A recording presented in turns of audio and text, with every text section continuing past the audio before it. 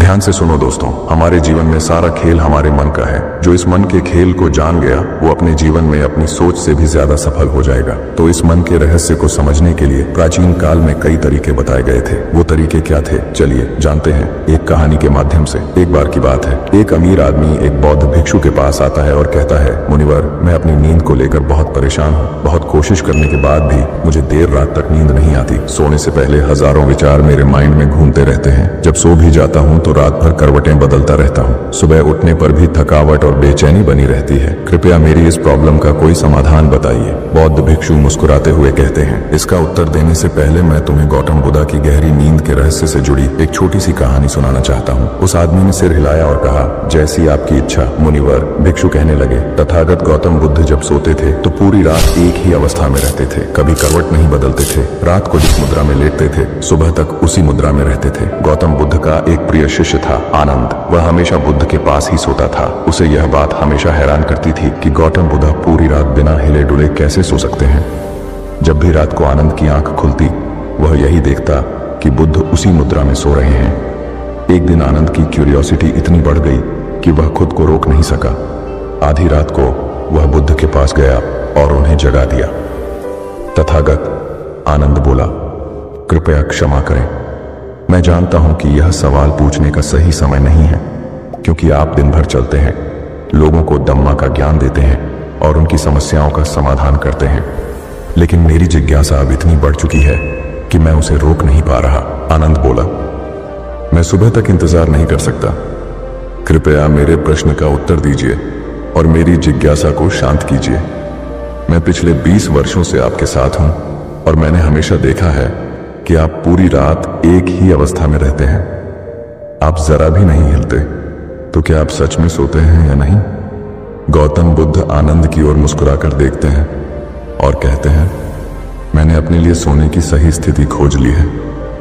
अब मुझे सोते समय हिलने डुलने की जरूरत नहीं पड़ती। मैं नींद की अवस्था में भी जागता रहता हूं। जबकि मेरा शरीर विश्राम करता है, मेरा कॉन्शियसनेस जागृत रहता है। सवाल यह नहीं है कि नींद में शरीर हिलता है या नहीं। सवाल यह है कि मन स्थिर क्यों नहीं रहता। असल समस्या शरीर की नहीं, मन की है। मन ही है जो अशांत रहता है, और जब तक मन अशांत है तब तक शरीर भी चैन से नहीं रह सकता। फिर बुद्ध ने कहा, लेकिन मैं अब इन सबसे परे जा चुका हूं। अब मेरे भीतर मन नाम की कोई चीज नहीं बची है। जब मैं सोने जाता हूं तो मेरा शरीर शव की तरह निश्चल हो जाता है। आनंद, क्या तुमने कभी किसी डेड बॉडी को करवट बदलते देखा है? गहरी नींद की अवस्था में भी दिमाग ही यह सब कर रहा होता है। लेकिन जब मन स्थिर और शांत हो जाता है तो शरीर अपने आप गहराई में विश्राम करने लगता है। तुम सो जाओ, लेकिन भीतर से जागे रहो। भीतर से सब कुछ महसूस करो। नींद के बाद भी तुम्हारी अवेयरनेस एक छोटे से दीपक की तरह निरंतर जलती रहनी चाहिए। कहानी समाप्त करने के बाद भिक्षु ने उस अमीर आदमी से कहा, एक एनलाइटेंड बीइंग न सिर्फ अपने शरीर को पूरी जागरूकता से देखता है, बल्कि अपने माइंड को भी देखता है। वह ऐसे ही नहीं सोता जैसे एक सामान्य व्यक्ति सोता है। जब एक सामान्य व्यक्ति सोता है तो वह पूरी तरह बेहोश हो जाता है। उसे यह भी नहीं पता चलता कि वह कब सो गया, इसलिए वह अपने ड्रीम्स भी नहीं चुन पाता। लेकिन जब एक बुद्ध व्यक्ति सोता है तो वह भीतर से होश में होता है। जिस तरह दिन में उसकी आंखें खुली होती हैं, वैसे ही नींद में भी उसकी अवेयरनेस जगी रहती है। इसीलिए कहा जाता है, एक बुद्धा कभी नहीं सोता। जब एक सामान्य व्यक्ति सो जाता है तो वह नहीं जानता कि वह कब सोया। लेकिन अगर तुम उस छोटे से क्षण को पकड़ सको जब नींद तुम्हारे करीब आ रही हो और तुम उसमें भी जागे रह सको, तो कुछ अद्भुत घटित होगा। वहीं से जागरूकता की यात्रा शुरू होती है।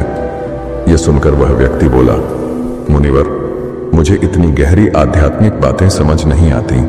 कृपया मुझे आसान भाषा में समझाइए कि मुझे गहरी नींद क्यों नहीं आती। बौद्ध भिक्षु मुस्कुराए और बोले, तो सुनो। बौद्ध भिक्षु ने मुस्कुराते हुए कहा, गहरी नींद न आने के कई कारण होते हैं और इनमें से पहला कारण है बिस्तर का दुरुपयोग। देखो, बिस्तर का अर्थ है विश्राम का स्थान। लेकिन आजकल लोग उसी बिस्तर पर बैठकर खाना खाते हैं, मोबाइल चलाते हैं, फिल्में देखते हैं, ऑफिस का काम करते हैं, पढ़ाई करते हैं और कभी कभी तो गप्पें भी वहीं जमती हैं। अब जब हमारा माइंड एक ही जगह को इतने सारे कार्यों से जोड़ देता है तो वह बिस्तर को विशुद्ध रूप से सोने की जगह के रूप में पहचान नहीं पाता। इसलिए जब तुम रात को सोने जाते हो तो मस्तिष्क भ्रमित होता है। उसे समझ नहीं आता कि अब सोने का समय है या कुछ और करने का। बौद्ध आश्रमों में भिक्षु सुबह उठते ही बिस्तर छोड़ देते हैं, फिर दिन भर दोबारा वहां नहीं जाते जब तक कि रात को सोने का समय न आ जाए। इससे उनका मस्तिष्क स्पष्ट रूप से जानता है कि बिस्तर केवल नींद के लिए है और कुछ नहीं। भिक्षु ने फिर कहा, दूसरा बड़ा कारण है सोने का कोई निश्चित समय न होना। आज के लोगों की सबसे बड़ी समस्या यही है कि न उनका सोने का कोई ठिकाना है, न उठने का और न ही भोजन का कोई अनुशासन। वीकेंड आते ही लोग देर रात तक जागते हैं क्योंकि कल छुट्टी है। अगर मूवी शुरू कर दी तो पूरी देखे बिना चैन नहीं आता, चाहे रात के 2 बजे क्यों न बज जाएं। धीरे धीरे ये आदतें शरीर की बायोलॉजिकल घड़ी को बिगाड़ देती हैं। फिर नींद न आना, थकान, चिड़चिड़ापन, ये सब उसके परिणाम हैं। बौद्ध भिक्षु हर दिन एक निश्चित समय पर हल्का भोजन करते हैं और उस समय का पालन करते हुए सो जाते हैं। उनकी ये सादी जीवन शैली उन्हें गहरी नींद और मानसिक शांति देती है। तीसरा कारण, भिक्षु बोले, सोने से पहले नकारात्मक विचारों में डूब जाना। जब हम बिस्तर पर लेटे होते हैं और दिन भर की चिंताओं को दोहराते हैं तो हमारा सबकॉन्शियस माइंड उस समय सबसे ज्यादा सक्रिय होता है। वो उस हर विचार को पकड़ लेता है जो हम उस समय सोचते हैं। वो नहीं समझता कि यह अच्छा है या बुरा, वह बस उसे सत्य मानकर उस दिशा में काम करने लगता है। इसलिए अगर तुम सोने से पहले अपने दुख, गुस्से, डर और परेशानियों को सोचते हो तो सुबह उठते ही वही तुम्हारे साथ होंगे, क्योंकि माइंड उन्हें दोहराना शुरू कर देगा। भिक्षु ने कहा, इसलिए हर रात सोने से पहले उन चीजों के बारे में सोचो जिन्हें तुम पाना चाहते हो, उन लोगों के बारे में सोचो जिन्हें तुम प्रेम करते हो और उन सपनों के बारे में सोचो जो तुम अपने जीवन में साकार करना चाहते हो। रात की यह छोटी आदत तुम्हारी पूरी जिंदगी बदल सकती है। इसके बाद भिक्षु बोले, अब चौथा कारण सुनो, गलत तरीके से सोना। भारत में एक परंपरा रही है कि सिर उत्तर दिशा की ओर करके नहीं सोना चाहिए। क्यों? क्योंकि पृथ्वी का चुंबकीय प्रभाव हमारे शरीर पर असर डालता है। जब सिर उत्तर की ओर होता है तो रक्त का प्रवाह मस्तिष्क की ओर तेजी से बढ़ता है, जो बुजुर्गों या कमजोर शरीर वाले लोगों के लिए खतरनाक हो सकता है। मस्तिष्क की महीन नसों पर ज्यादा दबाव पड़ता है और सिर दर्द, बेचैनी या नींद की खराबी हो सकती है। और हाँ, लोग कैसे भी सो जाते हैं बिना ध्यान दिए कि रीढ़ की हड्डी सीधी है या नहीं। कई लोग पेट के बल या मुड़कर सोते हैं, जिससे शरीर को गहरा विश्राम नहीं मिल पाता। भिक्षु ने कहा, सोना भी एक कला है। जिस प्रकार ध्यान की एक विधि होती है, वैसे ही नींद भी एक अभ्यास है। अगर तुम सोने को साधना की तरह समझो तो नींद तुम्हारे भीतर चमत्कार कर सकती है। बौद्ध भिक्षु ने कहा, सोने की स्थिति का प्रभाव आपकी नींद की गहराई पर बहुत गहरा होता है। बहुत से लोग इस पर ध्यान ही नहीं देते कि वो किस अवस्था में सो रहे हैं, जबकि सही तरीका यह है या तो पीठ के बल सीधे लेटकर सोएं या फिर बाईं करवट लेकर। इससे शरीर के अंगों पर अनावश्यक दबाव नहीं पड़ता और सांस लेने में भी आसानी होती है। बहुत मोटे गद्दे का प्रयोग न करें, ऐसा करने से रीढ़ की हड्डी झुक जाती है, जिससे नींद बार बार टूटती है। और अगर तकिया बहुत मोटा हो तो गर्दन में तनाव आता है, जिससे सिर दर्द और बेचैनी की संभावना बढ़ जाती है। फिर भिक्षु बोले, अब सुनो, गहरी नींद में बाधा डालने वाला पांचवा कारण, भारी, वसायुक्त और देर से पचने वाले भोजन का सेवन। रात में जब हम ऐसे भोजन करते हैं जो शरीर को अधिक ऊर्जा खर्च करने पर मजबूर कर देते हैं तो नींद की गुणवत्ता स्वतः ही गिरने लगती है। भोजन पचाने में शरीर व्यस्त रहता है और दिमाग विश्राम नहीं कर पाता।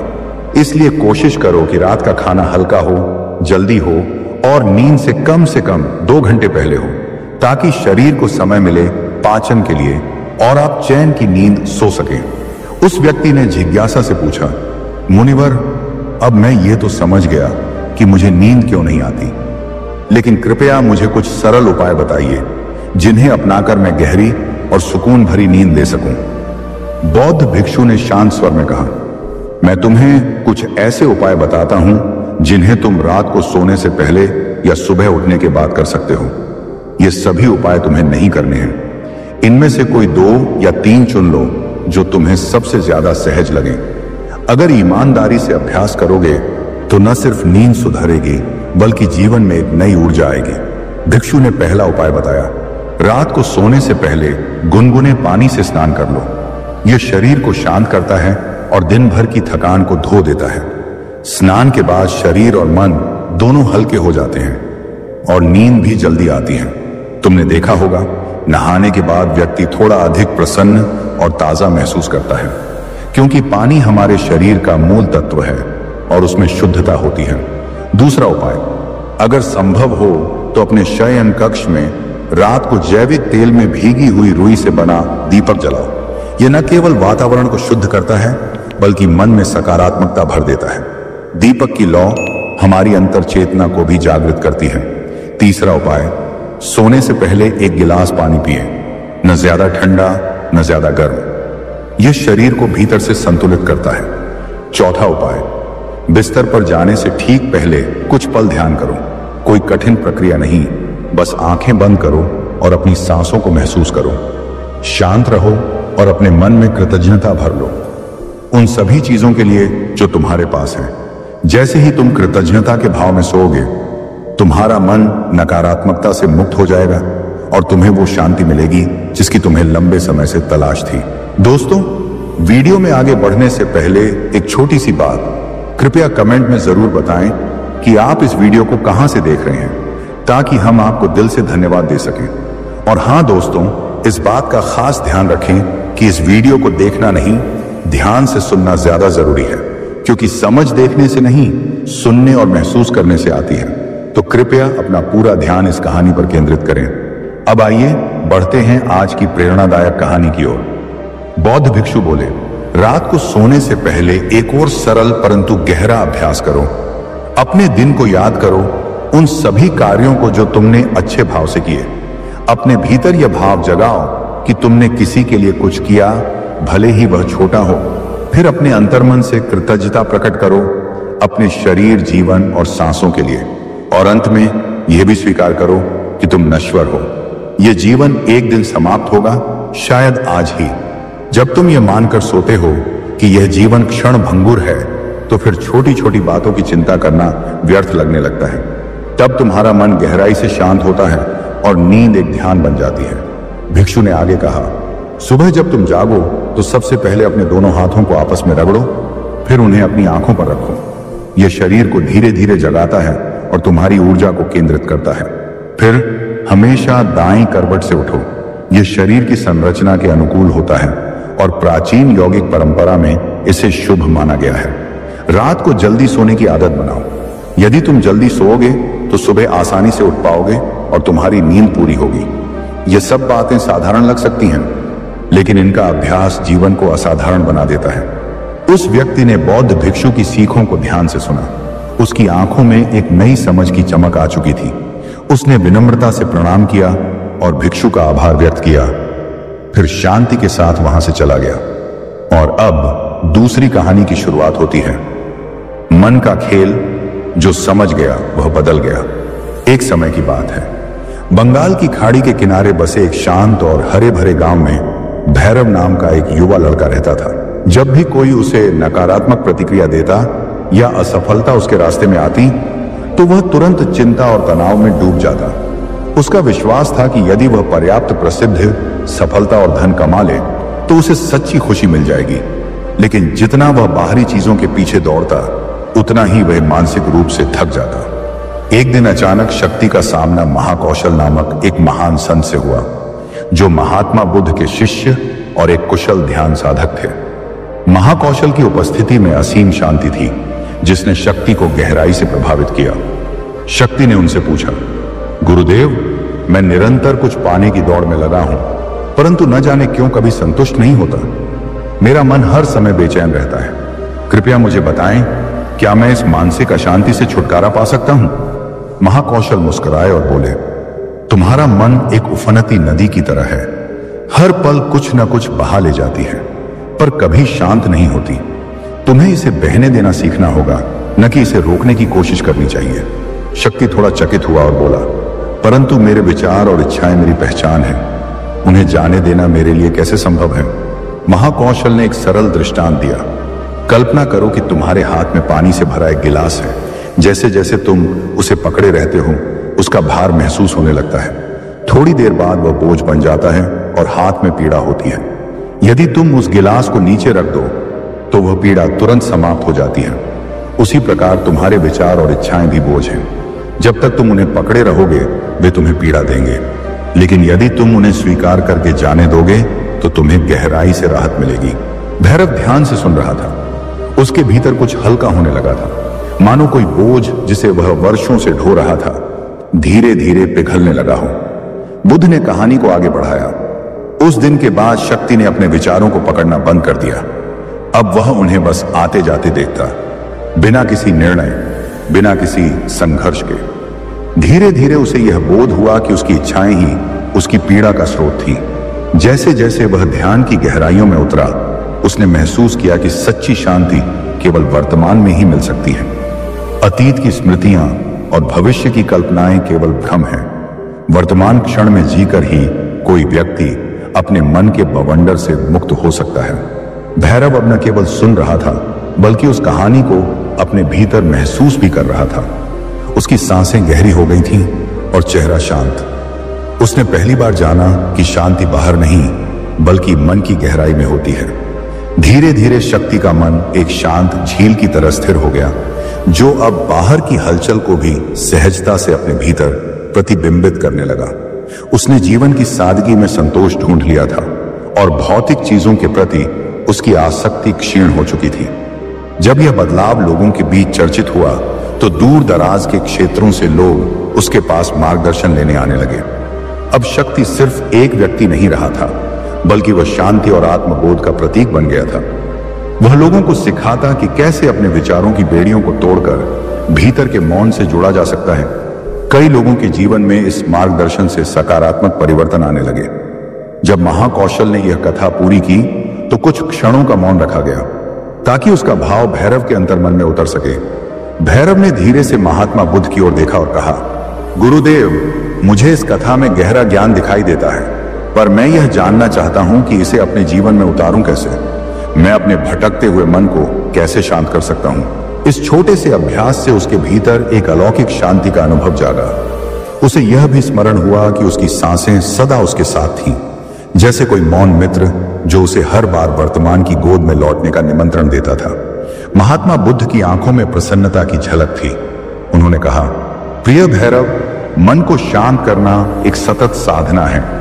जैसे नियमित व्यायाम से शरीर बलवान होता है, वैसे ही नियमित अभ्यास से मन भी स्थिर और निर्मल होता है। भैरव ने श्रद्धा से सिर झुकाया। उसने अपने भीतर परिवर्तन की एक नई शुरुआत को महसूस किया। उसने निश्चय किया कि वह प्रतिदिन अभ्यास करेगा, अपने विचारों को समझेगा, उन्हें स्वीकारेगा और धीरे धीरे मुक्त करेगा। महात्मा बुद्ध ने स्नेह से उसके कंधे पर हाथ रखा और बोले, मुझे तुम पर भरोसा है भैरव। तुम्हारी यात्रा अभी शुरू हुई है और मुझे विश्वास है कि तुम अपने भीतर की शांति को जरूर प्राप्त करोगे।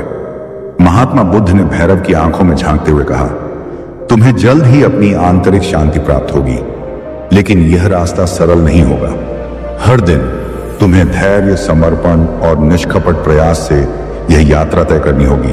अगर तुम सच में प्रयास करोगे तो वह टुकड़ा जो सदा से तुम्हारे भीतर छिपा है तुम्हें मिल जाएगा। उस दिन से भैरव ने पूरी निष्ठा के साथ अपने अशांत मन को शांत करने का अभ्यास शुरू कर दिया।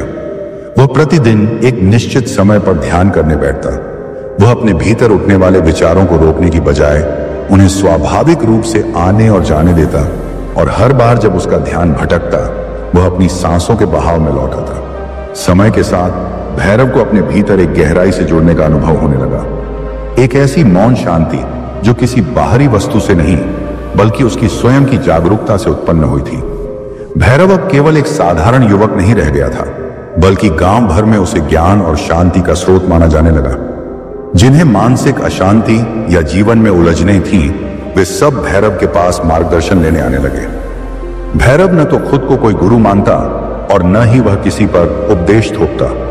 वह बस वही साझा करता जो उसने स्वयं के भीतर खोजा था। महात्मा बुद्ध के एक साधारण भिक्षु के रूप में भैरव अब आत्म जागरूकता और ध्यान की शक्ति को लोगों के बीच बांट रहा था। वह उन्हें सिखाता था कि कैसे अपनी सांसों पर ध्यान केंद्रित कर अपने विचारों को मुक्त करना सीखा जा सकता है। धीरे धीरे उसके प्रयासों का असर दिखने लगा। गांव के लोग शांत और सजग हो गए। जीवन में संतुलन और समझ बढ़ी। अब वे छोटी छोटी बातों पर क्रोधित नहीं होते, बल्कि ध्यानपूर्वक प्रतिक्रिया देते। भैरव की यह सादगी भरी शिक्षाएं दूर दूर तक फैलने लगी। आसपास के गांवों और शहरों से लोग उसके परिवर्तन की कहानी सुनते और उससे मिलने आते। जो लोग अपने जीवन में मानसिक तनाव और बेचैनी से पीड़ित थे, उन्हें भैरव में आशा की किरण दिखाई देती। भैरव की शिक्षाएं केवल ध्यान तक सीमित नहीं थी। वह लोगों को यह समझाते कि ध्यान केवल आंखें मूंद कर बैठने का अभ्यास नहीं है, बल्कि हर क्षण को पूर्ण जागरूकता के साथ जीने की कला है। वह सिखाता था, जब खाओ तो हर कौर का स्वाद महसूस करो, जब चलो तो अपने कदमों की ध्वनि सुनो, जब सूरज की रोशनी तुम्हारे चेहरे पर पड़े तो उसकी गर्मी को अपने भीतर उतरने दो। यही सच्चा ध्यान है, यही सच्चा जीवन है। भैरव के लिए ध्यान एक जीने का तरीका बन गया था और अब वह इसी अनुभव को हर व्यक्ति तक पहुंचाने का प्रयास करता था। वह न केवल स्वयं शांत था, बल्कि अब दूसरों के जीवन में भी वही शांति और स्थिरता भरने लगा था। बहुत समय पहले की बात है। हिमालय की शांत और ऊंची पहाड़ियों में एक वृद्ध सन्यासी निवास करता था। वह साधना में लीन एक प्रबुद्ध आत्मा था, जिसकी बुद्धिमत्ता और करुणा की चर्चा दूर दूर तक फैली हुई थी। एक दिन एक महिला वहां पहुंची। उसकी आंखों में आंसू थे और चेहरे पर गहरी चिंता की रेखाएं। उसने सन्यासी के चरणों में झुकते हुए कहा, बाबा, मेरा पति मुझसे बहुत सच्चा प्रेम करता था, लेकिन जब से वह युद्ध से लौटकर आया है, वह बिल्कुल बदल गया है। वह मुझसे न बात करता है, न हंसता है। मेरा मन व्यथित है। कहते हैं कि आपकी दी हुई जड़ी बूटी किसी के मन में फिर से प्रेम जागा सकती है। कृपया मुझे वह जड़ी बूटी दें। सन्यासी कुछ पल शांत रहा, फिर उसने गहरी सांस लेते हुए कहा, देवी, मैं तुम्हें वह जड़ी बूटी जरूर दूंगा, लेकिन उसे तैयार करने के लिए मुझे एक विशेष वस्तु चाहिए जो मेरे पास नहीं है। महिला उत्सुक होकर बोली, आप बताइए बाबा, आपको क्या चाहिए? मैं कुछ भी करके उसे लेकर आऊंगी। सन्यासी ने गंभीर स्वर में कहा, मुझे बाघ की मूंछ का एक बाल चाहिए। महिला अचकचा गई, पर हिम्मत न हारते हुए उसने सिर हिला दिया और अगली सुबह ही जंगल की ओर निकल पड़ी। दिन भर की खोजबीन के बाद नदी किनारे एक बाघ उसे दिखाई दिया। बाघ ने जैसे ही उसे देखा, जोर से दहाड़ा। महिला डर के मारे उल्टे पांव लौट आई, लेकिन वह हार मानने वालों में नहीं थी। हर दिन वह वहां जाती, बाघ को दूर से देखती और फिर वापस लौट आती। धीरे धीरे वह बाघ के आसपास घास पर बैठने लगी। बाघ अब उसकी उपस्थिति पर ध्यान नहीं देता था। समय बीतता गया। महिला अब बाघ के लिए मांस लेकर जाती और चुपचाप दूर रखकर लौट आती। कुछ महीनों में बाघ उसे पहचानने लगा। अब वह उसे दहाड़ कर डराता नहीं था। एक दिन महिला ने बाघ के पास जाकर उसका सिर सहलाया और बाघ ने कोई प्रतिरोध नहीं किया। धीरे धीरे वह इतना साहसी हो गई कि उसने एक दिन बाघ की मूंछ से एक बाल सावधानी पूर्वक निकाल लिया। उसका चेहरा खुशी से चमक उठा। वह दौड़ती हुई सन्यासी के पास पहुंची और कहा, बाबा देखिए, मैं बाघ की मूंछ का बाल ले आई हूं। अब आप मेरी जड़ी बूटी बना दीजिए। सन्यासी ने मुस्कुराते हुए वह बाल हाथ में लिया और तुरंत उसे पास जल रही अग्नि में फेंक दिया।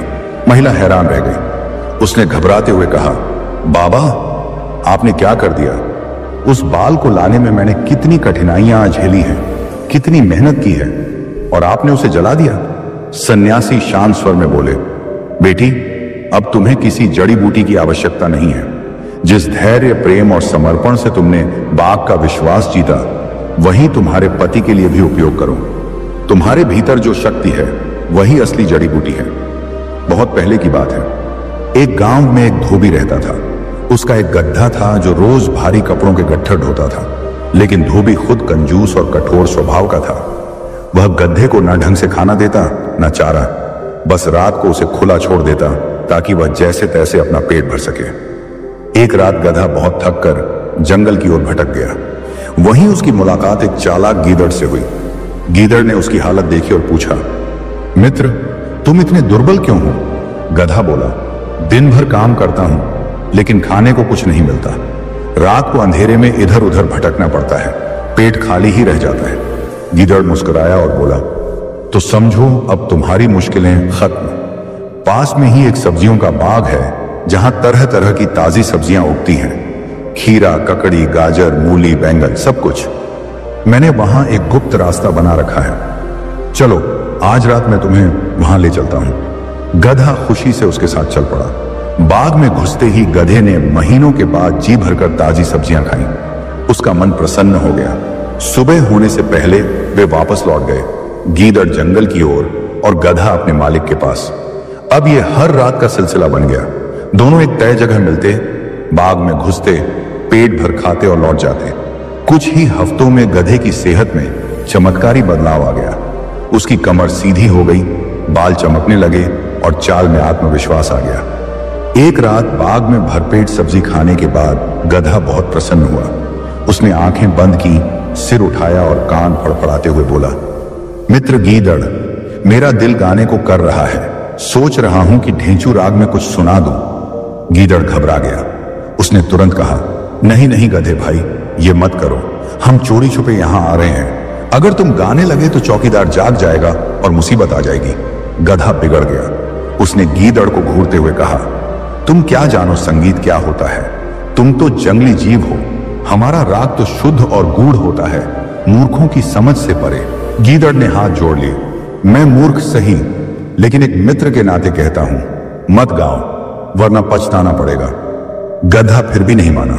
बोला, तू देखना, मेरा गायन सुनकर बाग के मालिक खुद मेरे गले में फूलों की माला डालने आएगा। गधा जान गया कि अब यह नहीं मानेगा। उसने चतुराई से कहा, भाई तुम सच में महान गायक हो। मैं तुम्हारे लिए माला लेने जा रहा हूं। तुम मेरे जाते ही 10 मिनट बाद गाना शुरू करना। इतना कहकर गधा चुपचाप जंगल की ओर खिसक गया। गधा गर्व में फूलता हुआ तय समय पर ढेंचू राग में झूम झूम कर गाने लगा। उसकी आवाज सुनकर बाग के चौकीदार चौंक गए। वे लाठी लेकर उस दिशा में दौड़े। जैसे ही उन्हें गधा नजर आया, एक ने कहा, वही है ये दुष्ट जो रोज हमारी सब्जियां चरता है। और फिर क्या था, सब चौकीदार उस पर टूट पड़े।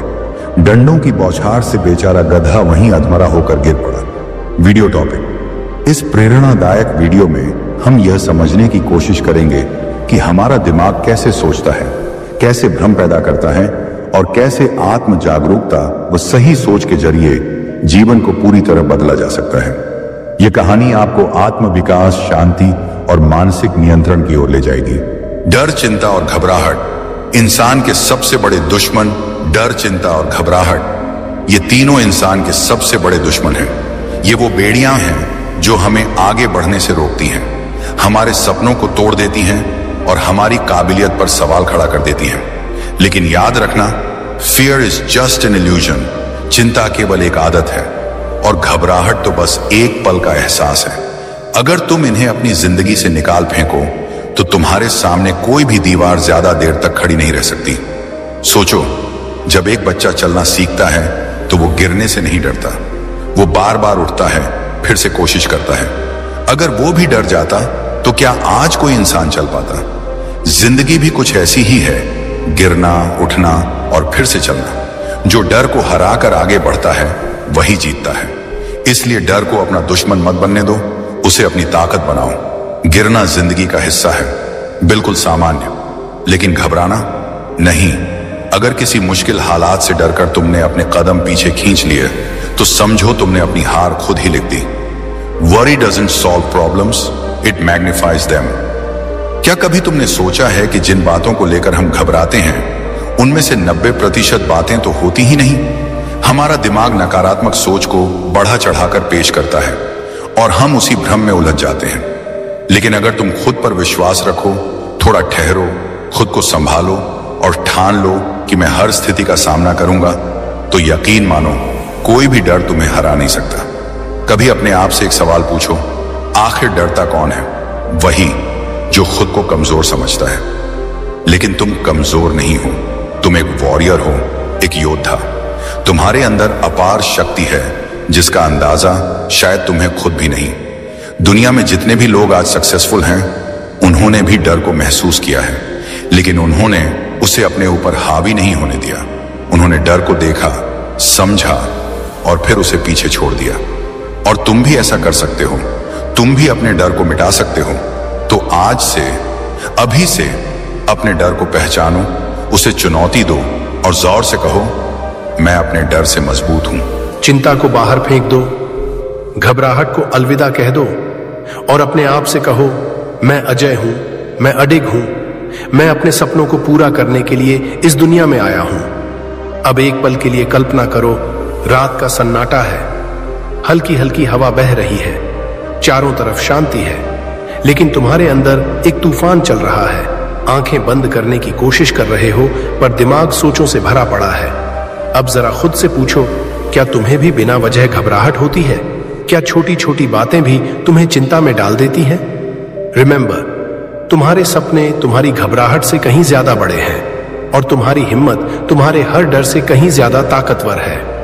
तो चलो दोस्तों, आज हम सीखते हैं डर को हराने के 3 पावरफुल टेक्निक्स और खुद को बनाते हैं एक बेहतर इंसान। क्योंकि यह कोई साधारण मोटिवेशनल वीडियो नहीं है, यह तुम्हारे भीतर छिपी ताकत को जगाने वाली कहानी है।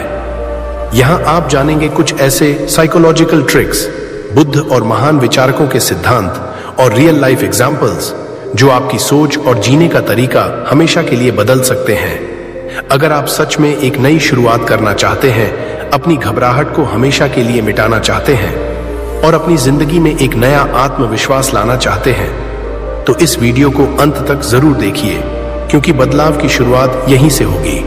कभी सोचा है क्यों हमें इतना डर लगता है? क्यों छोटी छोटी बातें हमें बेचैन कर देती हैं? क्यों ऐसा लगता है जैसे सब कुछ हाथ से निकलता जा रहा है? रात के उस गहरे सन्नाटे को महसूस किया है आपने, जब सारी दुनिया सो रही होती है, लेकिन आपका दिमाग एक अंतहीन युद्ध लड़ रहा होता है। भविष्य की चिंता, असफलता का डर, लोगों की बातें, समाज की उम्मीदें, ये सब एक साथ हमें जकड़ लेते हैं। धड़कन तेज हो जाती है, सांसें भारी हो जाती हैं, हाथ पैर सुन्न पड़ जाते हैं और दिमाग एक ही सवाल दोहराता है, क्या मैं कभी इस डर से बाहर आ पाऊंगा? लेकिन आज, हाँ, आज जिंदगी बदल सकती है। आज हम सीखेंगे डर, चिंता और घबराहट को खत्म करने का सबसे आसान और असरदार तरीका। आज आप जानेंगे कि कैसे आप अपने दिमाग को कंट्रोल करें, बजाय इसके कि दिमाग आपको कंट्रोल करे। कभी ऐसा महसूस हुआ है जैसे जिंदगी आपकी मुट्ठी से रेत की तरह फिसल रही हो? जैसे आप कुछ करना चाहते हो, लेकिन डर ने आपके पैरों में जंजीरें डाल रखी हो? जैसे आप दुनिया को दिखाते हो कि मैं ठीक हूं, लेकिन अंदर ही अंदर आप पूरी तरह टूट चुके हो? डर, चिंता और घबराहट, अगर मैं असफल हो गया तो? अगर लोग मुझे जज करेंगे? अगर मैं अकेला रह गया तो? हमें लगता है कि ये डर हमें सुरक्षित रखेंगे, लेकिन सच तो ये है, ये ही हमारी सबसे बड़ी दुश्मन बन चुके हैं। ये डर हमें रोकते हैं, हमें पीछे खींचते हैं और हमारी सोच को जकड़ लेते हैं। लेकिन अब सोचो, क्या हो अगर मैं कहूं कि ये डर सिर्फ एक भ्रम है? क्या हो अगर मैं कहूं कि आप अपनी चिंता और घबराहट पर पूरा कंट्रोल पा सकते हैं? क्या हो अगर मैं कहूं कि आप अपनी जिंदगी के सबसे बड़े हीरो खुद बन सकते हैं? रात के 2 बजे हैं, दुनिया चैन की नींद सो रही है, लेकिन मेरा दिल धड़क रहा है जैसे कोई दौड़ लगी हो। दिमाग में तूफान है, कल क्या होगा? अगर कुछ गलत हो गया तो? अगर मैं फेल हो गया तो? कभी कभी लगता है ये डर कभी खत्म नहीं होगा। ये चिंता, ये घबराहट जैसे जिंदगी का हिस्सा बन गए हों। लेकिन फिर स्क्रीन पर एक शांत जंगल दिखाई देता है, एक पुराना मंदिर, हवा की धीमी सरसराहट और वहां ध्यान में बैठे हैं लॉर्ड बुद्ध। बैकग्राउंड म्यूजिक एकदम शांत हो जाती है। बुद्ध ने कहा था, डर तुम्हारे दिमाग का खेल है, जब तुम इसे पहचान लेते हो तब यह तुम्हारा कुछ नहीं बिगाड़ सकता। अब बहुत हुआ, अब डर तुम्हें नहीं चलाएगा, अब तुम डर को चलाओगे। अब चिंता तुम्हें रोक नहीं पाएगी, अब तुम चिंता को खत्म करोगे। अब घबराहट तुम्हारी कमजोरी नहीं बनेगी, बल्कि वो तुम्हारी सबसे बड़ी ताकत बन जाएगी। रात के 3 बजे हैं, नींद अब भी आंखों से कोसों दूर है, दिमाग में सवालों की कतार है। क्या मैं अच्छा कर पाऊंगा? अगर मैं फेल हो गया तो लोग क्या कहेंगे? लेकिन अब मैं समझ चुका हूं, ये डर मेरा दुश्मन नहीं, मेरी परीक्षा है। बुद्ध ने कहा था, डर तुम्हारे अंदर ही जन्म लेता है और जहां जन्म है वहां अंत भी निश्चित है। और वहीं डर खत्म भी हो सकता है, उसे बस पहचानने की जरूरत है। अब बहुत हो गया। अब तुम डर को जीतोगे, बल्कि अब तुम अपने जीवन को खुद संभालोगे। अब घबराहट तुम्हारी कमजोरी नहीं, तुम्हारी सबसे बड़ी ताकत बनेगी। एक अंधेरे कमरे की कल्पना करो जहां बस घड़ी की टिक टिक सुनाई दे रही है। एक इंसान बिस्तर पर लेटा है, आंखें छत पर टिकी हुई, खुली हुई, सांसें तेज, दिल की धड़कनें बेकाबू, चेहरा चिंता और डर से भरा हुआ। कभी सोचा है आखिर ये डर है क्या? क्यों ये हमें काबू कर लेता है? क्यों ये इतनी ताकतवर चीज बन जाती है कि हम खुद को रोक ही नहीं पाते? रात के 3 बजे जब पूरी दुनिया गहरी नींद में डूबी होती है, कई लोग अपने बिस्तर पर लेटे हुए बस एक चीज से लड़ रहे होते हैं, खुद अपने ही डर से। अगर मैं असफल हो गया तो? अगर लोग मेरा मजाक उड़ाने लगे तो? अगर मेरी पूरी मेहनत बर्बाद हो गई तो? ये विचार, ये कल्पनाएं धीरे धीरे इतने विशाल हो जाते हैं कि हमारी पूरी सोच पर हावी हो जाते हैं। हम आगे बढ़ना चाहते हैं, लेकिन डर हमें पीछे खींच लेता है। हम कुछ नया करना चाहते हैं, लेकिन डर धीरे से कहता है रुक जा, क्या पता कुछ गलत हो जाए। पर असली सवाल यह है, क्या इस डर से हमेशा के लिए छुटकारा पाया जा सकता है? हाँ, बिल्कुल। आज इस कहानी में हम जानेंगे 3 ऐसे पावरफुल तरीके जो न सिर्फ आपके डर को खत्म करेंगे, बल्कि आपको एक ऐसा इंसान बना देंगे जिसे कोई भी चुनौती हिला नहीं सकती। ये सिर्फ मोटिवेशन नहीं है, ये एक प्रैक्टिकल साइकोलॉजिकल गाइड है, कैसे आप डर को जीत सकते हैं। अब सीन बदलता है। एक स्टेज है, सैकड़ों लोग बैठे हैं सामने। एक लड़का स्टेज के पीछे खड़ा है, उसके हाथ कांप रहे हैं, गला सूख रहा है। उसके अंदर एक ही सवाल घूम रहा है, अगर मैं कुछ गलत बोल गया तो? क्या आपने भी कभी ऐसा महसूस किया है? कोई नया कदम लेने से पहले, कोई बड़ा फैसला करने से पहले, या सबके सामने कुछ बोलने से पहले अचानक से घबराहट का तूफान आ जाए, हथेलियां पसीने से भीग जाएं, दिल इतनी तेजी से धड़के कि खुद की आवाज सुनाई न दे। यही है डर का असली चेहरा। डर वो चीज है जो हमें खुद पर शक करने पर मजबूर कर देती है, जो हमें यकीन दिला देती है कि वाह तुम कमजोर हो, तुम हार जाओगे। लेकिन सच्चाई कुछ और है। डर सिर्फ दिमाग का एक खेल है। वो तब तक ताकतवर है जब तक तुम उसे ताकत देते हो। अब एक और दृश्य आता है। एक छोटा बच्चा पहली बार साइकिल चला रहा है, हथेलियां हैंडल पर कांप रही हैं, गति धीमी है, पैर डर से रुकते हैं। फिर वह लड़खड़ाता है, गिरता है, लेकिन फिर उठता है, फिर से कोशिश करता है, और कुछ देर में वो साइकिल चला लेता है। यही है डर की सबसे बड़ी सच्चाई। डर असली नहीं होता, वो बस एक कल्पना है। वो बस उतना ही बड़ा है जितना बड़ा तुम उसे बनने देते हो। जैसे ही तुम डर को चैलेंज करने की हिम्मत करते हो, वो अचानक गायब हो जाता है। अब समय आ गया है, तुम अपने डर को कंट्रोल करना सीखो, बजाय इसके कि डर तुम्हें कंट्रोल करे। कभी महसूस हुआ है जब दिल बेकाबू धड़क रहा हो, हथेलियां पसीने से भीग रही हों और दिमाग में बस एक सवाल गूंज रहा हो, क्या होगा अगर सब गलत हो गया?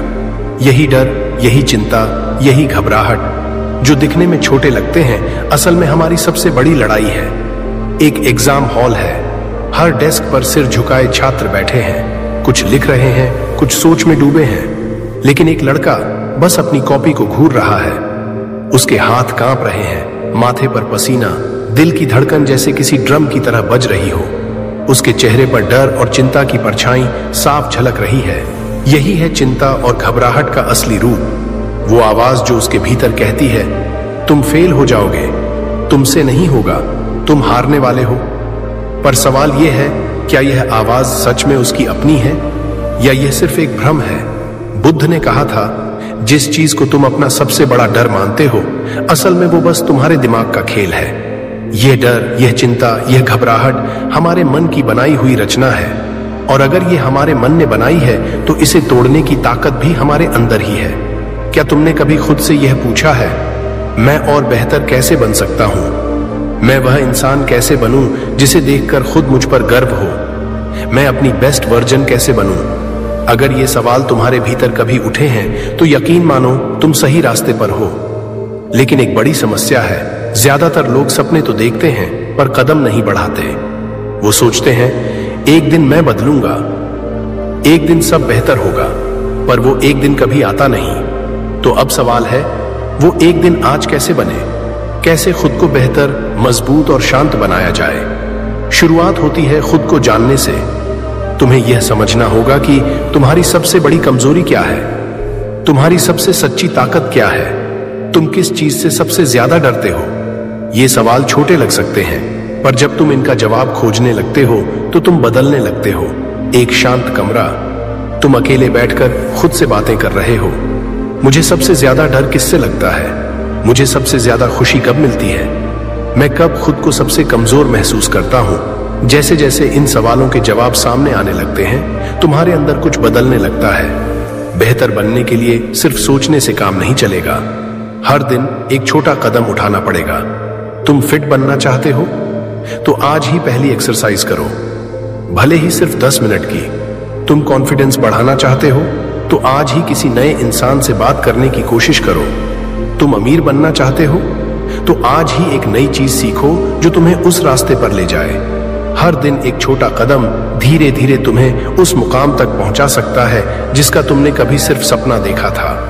अब दृश्य बदलता है।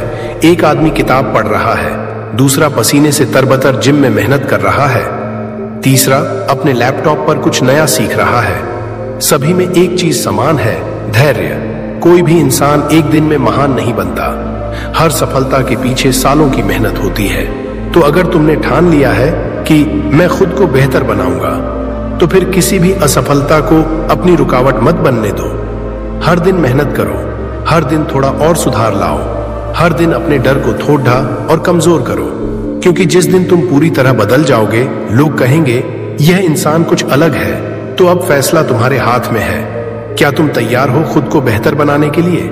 क्या तुम वो एक दिन आज से शुरू करना चाहते हो? अगर हाँ, तो आज से तुम्हारी जिंदगी बदलने वाली है। बहुत समय पहले की बात है। मगध राज्य का एक प्रसिद्ध नगर था, विहारापुर। ये नगर अपनी समृद्धि, व्यापार और सांस्कृतिक वैभव के लिए जाना जाता था। वहीं एक धनी व्यापारी रहता था, वसुदेव। वसुदेव केवल धनवान ही नहीं था, बल्कि अत्यंत दयालु और परोपकारी भी था। उसकी पत्नी सुमित्रा और पुत्र आदित्य भी धर्मपरायण और सरल हृदय थे।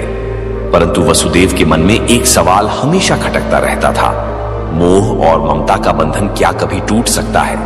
क्या सच्चा त्याग संभव है? वह कई विद्वानों और साधुओं से मिला, बहस की, चर्चाएं की, पर मन को तसल्ली नहीं मिली। एक दिन नगर में एक प्रसिद्ध बौद्ध भिक्षु पधारे, महात्मा आनंद। वे गौतम बुद्ध के प्रिय शिष्य माने जाते थे। उनकी आंखों में शांति, चेहरे पर तेज और वाणी में ऐसी करुणा थी कि सुनने वाला मंत्रमुग्ध हो जाए। वसुदेव ने निश्चय किया, अब की बार वह अपने प्रश्न का उत्तर अवश्य पाएगा। उसने महात्मा आनंद को अपने घर आमंत्रित किया। सादा भोजन हुआ, वातावरण शांत था। भोजन के बाद वसुदेव ने हाथ जोड़कर पूछा, गुरुदेव, मैं जानना चाहता हूं, क्या त्याग का मतलब है अपनी संपत्ति को छोड़ देना? क्या सब कुछ त्याग देना ही सच्ची मुक्ति है? महात्मा आनंद मुस्कुराए। उनकी मुस्कान में गहरा अर्थ छुपा था। उन्होंने धीरे से कहा, वसुदेव, त्याग का अर्थ केवल बाहरी चीजों को छोड़ना नहीं है। सच्चा त्याग वह है जब तुम मन से छोड़ते हो, जब तुम किसी चीज को पकड़कर नहीं रखते, जब तुम परिणामों से बंधे नहीं रहते, तब तुमने वास्तव में त्याग किया है। वसुदेव थोड़े उलझे, पर कैसे गुरुदेव? हम घर, परिवार, धन, इनसे जुड़ जाते हैं, कैसे संभव है मन से त्याग करना? महात्मा आनंद ने उत्तर में एक कहानी सुनाई। एक बार एक यात्री रेगिस्तान में भटक गया। उसके पास एक थैली थी जिसमें कुछ सिक्के थे। उसे प्यास लगी थी, पर वह सिक्कों की थैली को इतना कसकर पकड़े था कि पानी की तलाश में भी वह थैली नहीं छोड़ रहा था। कुछ दूर एक कुआं मिला, लेकिन रस्सी खींचने के लिए दोनों हाथ चाहिए थे, पर वह थैली छोड़ने को तैयार नहीं था। अंततः वह प्यास से बेहोश हो गया। जब उसे होश आया तो उसने पहली बार सोचा, अगर मैंने यह थैली थोड़ी देर के लिए ही छोड़ दी होती तो मैं जिंदा रह सकता था। वही त्याग है वसुदेव, जरूरत के समय सही निर्णय लेना और यह जानना कि क्या पकड़ना है और क्या छोड़ना है। वसुदेव ध्यान से सुन रहा था। अब उसकी आंखों में चमक थी, मानो कोई पुराना पर्दा हट गया हो। महात्मा आनंद बोले, त्याग कोई त्याग नहीं जब तक वह भीतर से न हो। जो त्याग दिखावे के लिए है वह मोह का ही रूप है। पर जो त्याग समर्पण से है वह मुक्ति है। वसुदेव ने उस दिन पहली बार जाना कि त्याग का अर्थ सिर्फ त्याग नहीं बल्कि स्वीकृति है। हर चीज को उसकी प्रकृति के साथ स्वीकार कर उसे जब समय आए प्रेम पूर्वक छोड़ देना ही सच्चा त्याग है। उस रात वसुदेव ने अपनी सबसे कीमती थाली दान नहीं की, न ही कोई गहना छोड़ा। उसने जो छोड़ा वह था अपने मन का बंधन, और तभी से उसकी असली यात्रा शुरू हुई। अहंकार से समर्पण की, मोह से मुक्ति की और संग्रह से संतोष की। वसुदेव ध्यान मग्न मुद्रा में महात्मा आनंद के चरणों में बैठा था। अब वह केवल एक व्यापारी नहीं रहा था, उसकी दृष्टि बदल रही थी, सोच बदल रही थी। परंतु परिवर्तन की इस यात्रा में अंतिम मोड़ अभी बाकी था। महात्मा आनंद ने कहा, वसुदेव, सच्चा त्याग वह है जिसमें हम अपने मन के मोह, अहंकार और इच्छाओं को छोड़ दें। और फिर उन्होंने एक कथा सुनाई। एक बार एक राजा था जो सांसारिक सुखों से ऊब गया था। उसने राज्य त्याग कर जंगल में तपस्या करने का निश्चय किया। वह कुटिया में रहने लगा, भिक्षा पर जीवन बिताने लगा। परंतु उसका मन हर रोज अपने महलों, अपने सेवकों और वैभव की यादों में खो जाता। क्या यह त्याग था? महात्मा आनंद ने पूछा। वसुदेव ने सिर झुकाया। नहीं गुरुदेव, अगर मन में अभी भी मोह बचा हो तो वह सच्चा त्याग नहीं हो सकता। महात्मा आनंद मुस्कुराए। बिल्कुल सही, त्याग शरीर से नहीं मन से होता है। वसुदेव की आंखों में एक नई रोशनी थी। उसने उसी क्षण निश्चय किया, अब वह केवल बाहरी जीवन नहीं बदलेगा, अंदर से भी बदलने की यात्रा शुरू करेगा। अगले दिन वह अपने परिवार से विदा लेकर महात्मा आनंद के साथ विहार की ओर चल पड़ा। विहार का जीवन सरल था, अनुशासित था और मोह मुक्त था। धीरे धीरे वसुदेव ने अपनी इच्छाओं पर नियंत्रण पाना शुरू किया, पर मन को बांधना आसान नहीं था। कभी कभी वह अपने पुत्र आदित्य की हंसी याद करता, पत्नी सुमित्रा की स्नेह भरी आंखें याद आती। महात्मा आनंद ने यह देख लिया। उन्होंने वसुदेव को एक विशेष ध्यान साधना दी, जिसका उद्देश्य था मन के बंधनों को काटना। वसुदेव ने दिन रात साधना में डूबना शुरू किया। वह देखता, हर स्मृति, हर विचार सिर्फ एक तरंग है जो आएगी और चली जाएगी। धीरे धीरे उसके भीतर एक गहराई बनने लगी। परंतु एक दिन एक नई परीक्षा सामने आई। विहार में एक नया भिक्षु आया, विनम्र, बुद्धिमान और अनुशासित। महात्मा आनंद का ध्यान अब उस पर केंद्रित होने लगा। वसुदेव के भीतर ईर्ष्या ने सिर उठाया।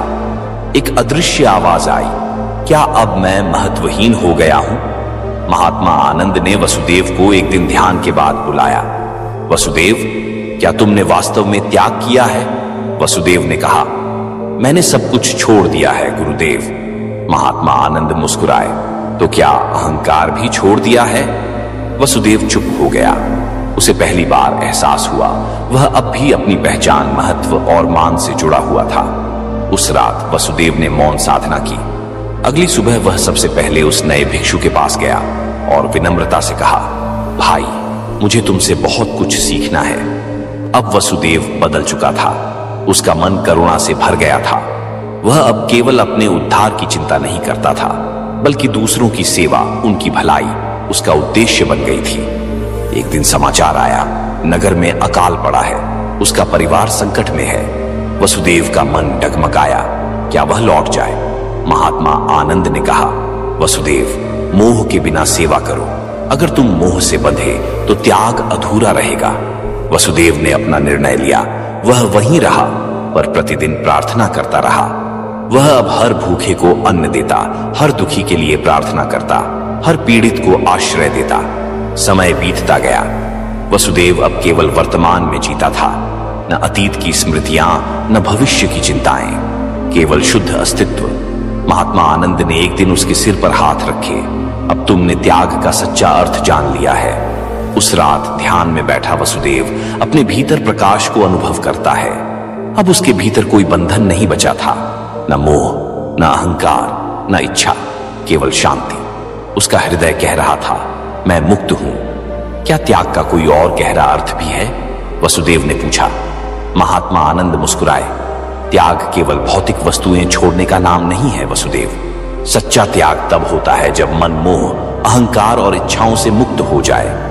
यदि कोई व्यक्ति सब कुछ छोड़कर जंगल में चला जाए लेकिन उसका मन अब भी उन्हीं वस्तुओं में उलझा रहे तो वह सच्चा त्याग नहीं, केवल पलायन है। उस रात वसुदेव करवटें बदलता रहा। महात्मा आनंद के शब्द उसके भीतर गूंजते रहे। उसने अपने महल की ऊंची खिड़की से बाहर देखा, जहां दूर दूर तक उसके खेत, व्यापारिक भवन और गोदाम फैले थे। उसी क्षण सुमित्रा आई। स्वामी, आप चिंतित लग रहे हैं, क्या कोई समस्या है? वसुदेव ने धीमे स्वर में कहा। मैं सोच रहा हूं कि जो कुछ भी मेरे पास है, क्या वही जीवन का अंतिम सत्य है या कोई और भी गहराई है जिसे मैं अब तक नहीं पहचान पाया? सुमित्रा हल्की मुस्कान के साथ बोली, आपका मन पहले भी ऐसे सवाल करता रहा है, लेकिन क्या आपने कभी उनका उत्तर खोजने की साहसिक कोशिश की है? उस रात वसुदेव को एक अजीब स्वप्न आया। वह एक विशाल समुद्र में खड़ा था। चारों ओर सोने चांदी की वस्तुएं तैर रही थी, पर जैसे ही वह उन्हें पकड़ने की कोशिश करता वे जल में घुल जाती। तभी एक रहस्यमयी आवाज आई, जो कुछ भी देख रहे हो वह अस्थाई है, उसे पकड़ना व्यर्थ है। वसुदेव की नींद खुल गई। उसके माथे पर पसीना था। अब वह निर्णय कर चुका था, उसे अपने भीतर के प्रश्नों का उत्तर पाना ही होगा। अगले दिन वह महात्मा आनंद के विहार पहुंचा। वहां का शांत वातावरण, झरने की कलकल ध्वनि, पक्षियों का मधुर गीत, मानो सब कुछ उसे एक नई दिशा दे रहे थे। वसुदेव ने प्रणाम कर कहा, गुरुदेव, मैं आपके मार्ग पर चलना चाहता हूं। महात्मा आनंद ने आंखें खोली और बोले, पहले यह समझो, त्याग केवल वस्त्रों या स्थानों का नहीं, बल्कि मन की वासनाओं और अंतर्निहित इच्छाओं का होता है। क्या तुम अपने मोह से सचमुच मुक्त हो सकते हो? वसुदेव ने विहार में रहकर अभ्यास शुरू किया, लेकिन मन बार बार पीछे खींचता। वह सुमित्रा और आदित्य को याद करता। उसका हृदय कभी कभी रो देता। ध्यान के दौरान उसने एक दिन अपने पुत्र को रोते देखा। सुमित्रा उसे चुप कराने की कोशिश कर रही थी। यह दृश्य इतना सजीव था कि वसुदेव भीतर से हिल गया। क्या मेरा कर्तव्य केवल खुद को मुक्त करना है? उसका मन पूछ रहा था। या मेरा कर्तव्य अपने परिवार के प्रति भी है? महात्मा आनंद ने उसकी बेचैनी भांप ली। मोह हमेशा परीक्षा लेता है वसुदेव। अगर तुम्हारा हृदय अब भी बंधनों में है तो तुम्हारा त्याग अधूरा है। अब अगला चरण शुरू हुआ। महात्मा आनंद ने उसे वन में एकांत साधना के लिए भेजा। प्रकृति की गोद में जाओ और खुद को भीतर से शुद्ध करो। वसुदेव झरने के पास एक कुटिया बनाकर रहने लगा। वह कठोर तप करता, ध्यान में लीन रहता। उसका शरीर क्षीण हो गया, पर आत्मा मजबूत होने लगी। कभी कभी उसे लगता वन के प्राणी उससे संवाद कर रहे हैं। कभी वह अपने भीतर अजीब सी आकृतियां देखता, जो शायद उसके पुराने संस्कार थे। एक तूफानी रात उसकी साधना को तोड़ने आई, पर इस बार वह डगमगाया नहीं। उसने संकल्प किया, अब पीछे नहीं लौटूंगा। एक दिन एक वृद्ध भिक्षु उस वन में आया। उसने पूछा, पुत्र, तुम क्या खोज रहे हो? वसुदेव ने उत्तर दिया, मैं त्याग का सच्चा अर्थ समझना चाहता हूं। वृद्ध मुस्कुराया, त्याग कोई स्थान बदलना नहीं, बल्कि मन की आसक्ति को त्यागना है। वसुदेव के भीतर जैसे कोई पर्दा हट गया। समय बीतता गया। साल दर साल वसुदेव भीतर से निर्मल होता गया, लेकिन अंतिम परीक्षा अभी बाकी थी। एक दिन एक भिक्षु दौड़ते हुए आया। तुम्हारे नगर में अकाल पड़ा है, लोग भूख से मर रहे हैं, तुम्हारा परिवार भी संकट में है। वसुदेव का मन कांप उठा। क्या मुझे लौट जाना चाहिए? क्या यह मेरा कर्तव्य है, या मेरी साधना अब टूटी मानी जाएगी? महात्मा आनंद ने शांत स्वर में कहा, त्याग का अर्थ यह नहीं कि तुम कर्तव्य से भागो।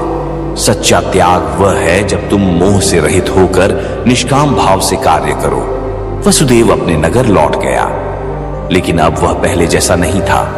उसने सभी की सेवा की, अपने परिवार की मदद की, लेकिन बिना किसी लालच या मोह के। लोगों ने पूछा, तुम इतने वर्षों में क्या लेकर लौटे हो? वसुदेव ने उत्तर दिया, मैं कुछ लेकर नहीं लौटा, मैं बहुत कुछ छोड़कर लौटा हूं, अपना मोह, अहंकार और वासनाएं। समय के साथ वसुदेव ने संन्यास धारण किया। एक दिन गहन ध्यान में उसे आत्मज्ञान प्राप्त हुआ। अब वह जान चुका था, जीवन का सच्चा सुख भूत या भविष्य में नहीं, बल्कि इसी क्षण में है। महात्मा आनंद ने उसे आशीर्वाद देते हुए कहा, अब तुम्हारी यात्रा पूर्ण हुई।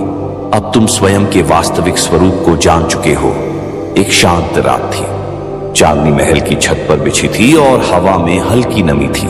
राजकुमार सिद्धार्थ टहलते हुए अपने गुरु देवदत्त के पास रुके और पूछा, गुरुदेव, क्या जीवन केवल इन भौतिक सुखों और विलासिता तक ही सीमित है, या इससे परे भी कोई ऐसी खुशी है जो कभी समाप्त नहीं होती?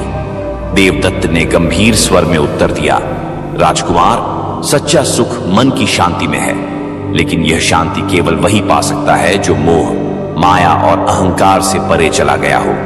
इन शब्दों ने सिद्धार्थ के अंतर्मन को झकझोर दिया। उन्होंने पहली बार महल से बाहर निकलने का निर्णय लिया। साथ में थे उनके सारथी चंद्रक। नगर भ्रमण के दौरान सिद्धार्थ ने जीवन के वे रूप देखे जो उनके महल की दीवारों से छुपे हुए थे।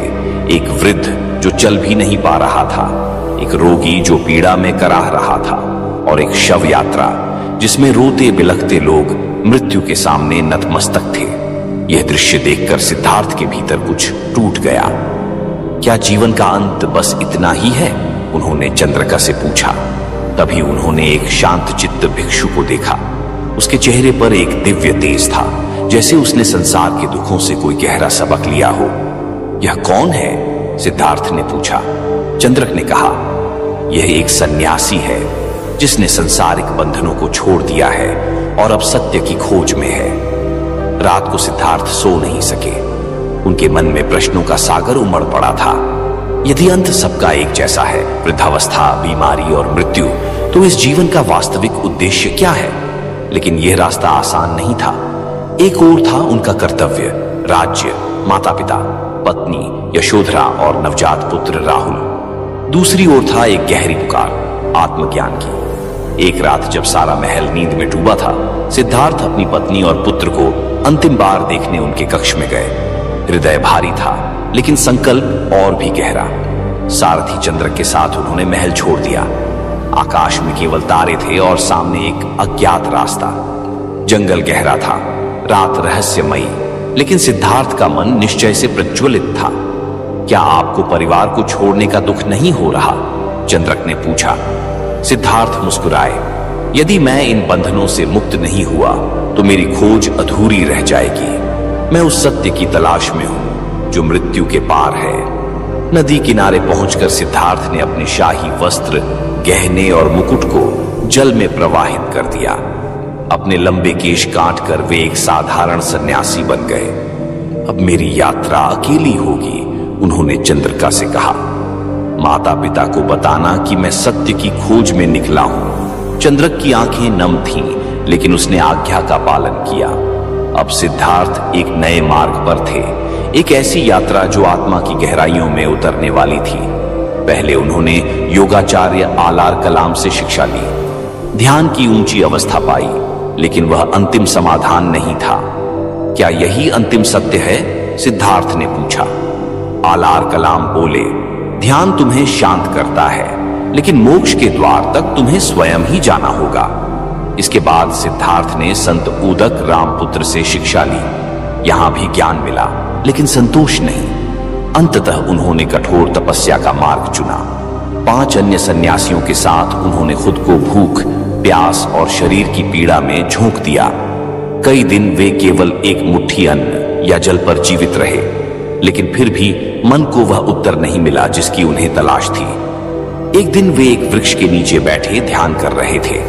पास ही एक संगीत शिक्षक अपने शिष्य को वीणा सिखा रहा था। यदि तार ढीला हो तो संगीत नहीं निकलेगा, और यदि बहुत कस दिया जाए तो वह टूट जाएगा, शिक्षक ने कहा। यह वाक्य जैसे सिद्धार्थ की चेतना को झकझोर गया। उन्होंने आंखें खोली और कहा, त्याग केवल कष्ट सहने में नहीं है, सच्चा त्याग है जीवन के संतुलन को समझना और अपनाना।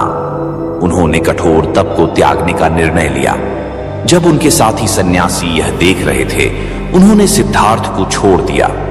उन्हें लगा कि सिद्धार्थ अब मार्ग से भटक चुके हैं, लेकिन सिद्धार्थ के लिए यह भटकाव नहीं था, बल्कि एक नए प्रकाश की ओर पहला कदम था। भूख, तपस्या और शारीरिक दुर्बलता से ग्रस्त सिद्धार्थ एक विशाल पीपल वृक्ष के नीचे बैठ चुके थे। उनकी आंखों में शांति थी, लेकिन शरीर थक चुका था। उसी समय एक ग्रामीण युवती सुजाता वहां से गुजरी। उसने उन्हें तपस्वी समझा और श्रद्धा से खीर अर्पित की। सिद्धार्थ ने वर्षों बाद भरपेट भोजन किया। जैसे ही खीर उनके भीतर गई, एक अंतर्दृष्टि जाग उठी। यदि शरीर स्वस्थ नहीं रहेगा तो मन की शुद्धि कैसे संभव है? उन्होंने उस पीपल वृक्ष के नीचे बैठते हुए एक महान संकल्प लिया। जब तक मैं परम सत्य को नहीं जान लेता, तब तक इस आसन से नहीं उठूंगा। यह ध्यान कोई साधारण साधना नहीं थी, यह आत्मा का युद्ध था, अपने ही भीतर के अंधकार से। रात गहराती गई और उसी के साथ एक और गहराई से संघर्ष शुरू हुआ। मार, जो अज्ञान, मोह और अहंकार का प्रतीक था, अपनी समस्त मायावी शक्तियों के साथ प्रकट हुआ। उसने सिद्धार्थ को विचलित करने के हर उपाय किए। कभी सुंदर अप्सराओं को भेजा, कभी विकराल राक्षसों की छाया डाली और कभी उनके मन में संदेह का बीज बोया। लेकिन सिद्धार्थ स्थिर थे, अडोल, निर्विकार। आखिरी प्रयास में मार ने कहा, यह स्थान तुम्हारा नहीं है, तुम इस ज्ञान के योग्य नहीं, उठो, वापस लौट जाओ। सिद्धार्थ ने शांत स्वर में उत्तर दिया, मैं इस धरती को साक्षी मानकर सत्य की खोज कर रहा हूं। उन्होंने अपना हाथ धरती पर रखा। कहा जाता है उस क्षण पृथ्वी ने गड़गड़ाकर उत्तर दिया, जैसे वह स्वयं सिद्धार्थ की गवाही दे रही हो। मार हार गया और उसी क्षण सिद्धार्थ के भीतर क्रोध, मोह, वासना और लोभ की अंतिम लपट बुझ गई। मन पूर्णतः शांत हो गया। ब्रह्म मुहूर्त में जब आकाश में हल्का प्रकाश फैलने लगा, सिद्धार्थ को आत्मज्ञान प्राप्त हुआ। वे अब केवल सिद्धार्थ नहीं थे, वे बन चुके थे बुद्ध, प्रबुद्ध आत्मा। उन्होंने आंखें खोली और संसार का गूढ़ रहस्य स्पष्ट देखा। उन्होंने जाना कि जन्म और मृत्यु का चक्र केवल अज्ञान के कारण चलता है। यदि कोई अज्ञान, तृष्णा और मोह को त्याग दे तो वह इस चक्र से मुक्त हो सकता है। उन्हें 4 आर्य सत्य का बोध हुआ। व्हाट? दुख का अस्तित्व है, जीवन में दुख अवश्यंभावी है। 2, दुख का कारण है, यह तृष्णा और मोह से उत्पन्न होता है। 3, दुख का अंत संभव है, तृष्णा का त्याग कर दुख का अंत हो सकता है। 4, दुख से मुक्ति का मार्ग है, अष्टांगिक मार्ग का अनुसरण कर मोक्ष प्राप्त होता है। यह दिव्य ज्ञान अब उनके भीतर था। लेकिन उन्होंने स्वयं से पूछा, क्या संसार इस सत्य को समझने के लिए तैयार है? वे मौन रहे, चिंतन में डूबे। उसी समय ब्रह्मा प्रकट हुए और उन्होंने बुद्ध से आग्रह किया, हे बुद्ध, यह ज्ञान केवल तुम्हारा नहीं है, इसे संसार के कल्याण के लिए साझा करो। बुद्ध ने स्वीकृति दी और फिर वे सारनाथ गए, जहां उनके पूर्व साथी 5 सन्यासी अब भी ध्यान में लीन थे। वहीं उन्होंने अपना पहला उपदेश दिया। यह था धर्म चक्र प्रवर्तन, धर्म का पहला पहिया। धीरे धीरे यह ज्ञान पूरे भारत में फैलने लगा। गांव गांव, नगर नगर बुद्ध ने स्वयं जाकर लोगों को अज्ञान, द्वेष और मोह से मुक्त होने का मार्ग बताया। उनका उद्देश्य था दुख से रहित, करुणा से भरा संसार। वर्ष बीतते गए, बुद्ध की आयु ढलने लगी। एक दिन वे कुशीनगर के समीप एक वन में पहुंचे। वहां उन्होंने अपने शिष्यों को बुलाया और कहा, अब समय आ गया है, मैं अपने अंतिम विश्राम के लिए तैयार हूं। परंतु ध्यान रखना, जो उत्पन्न होता है वह नष्ट भी होता है। सत्य को जानो, उसे जियो, यही मार्ग है। शिष्य अश्रुपूरित आंखों से उन्हें देख रहे थे, लेकिन बुद्ध शांत थे, स्थिर। उन्होंने अंतिम वचन कहे, मेरा शरीर नश्वर था, पर मेरी शिक्षा अमर है, जीवित रखना। इसके बाद वे ध्यान में लीन हो गए और पूर्ण निर्वाण को प्राप्त कर लिया। उनका शरीर मिट गया, लेकिन उनकी चेतना अमर हो गई। बुद्ध की विदाई कोई मृत्यु नहीं थी, वह था एक युग का अंत और चेतना का नव प्रारंभ। आज भी उनके शब्द हमें यही सिखाते हैं, त्याग का अर्थ केवल वस्तुओं से नहीं, बल्कि अपने भीतर के अज्ञान, मोह और अहंकार से मुक्ति पाना है। यही है उनकी अंतिम विदाई की सबसे सच्ची सीख। अब चलिए दोस्तों, आज हम एक ऐसे रहस्य की बात करने जा रहे हैं जिसे जानकर तुम अपने भाग्य को बदल सकते हो। दिन भर की थकान के बाद भी तुम्हारा दिमाग पूरी तरह शांत नहीं होता, बल्कि यही वह पल होता है जब तुम्हारा अवचेतन मन सबसे ज्यादा सक्रिय होता है। लेकिन क्या तुमने कभी सोचा है, अगर इसी वक्त तुम अपने अवचेतन मन को सही बात कहो तो तुम्हारी पूरी जिंदगी बदल सकती है। हाँ, तुमने बिल्कुल सही सुना। तुम्हारे सपने, तुम्हारा भविष्य, तुम्हारी किस्मत सभी इसी पल में प्रोग्राम किए जा सकते हैं। लेकिन एक बात ध्यान रखो, अवचेतन मन हर किसी की बात नहीं सुनता। यह केवल उनकी बात मानता है जो इसे सही शब्दों और सही इरादे से निर्देश देते हैं। अगर तुमने गलत शब्द चुने तो यही अवचेतन मन तुम्हारे खिलाफ काम कर सकता है। इसलिए जो आज मैं तुम्हें बताने वाला हूं वह कोई जादू नहीं बल्कि एक विज्ञान है।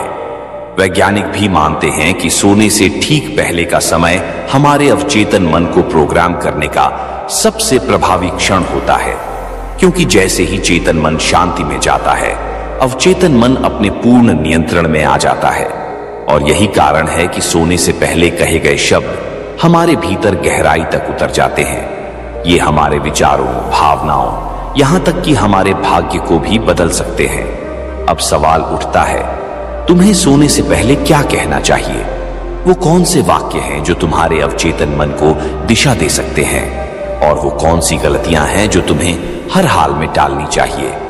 मैं तुम्हें बताने वाला हूं 5 ऐसे वाक्य जो अगर तुम हर रात दोहराओ तो तुम्हारी दुनिया बदल सकती है।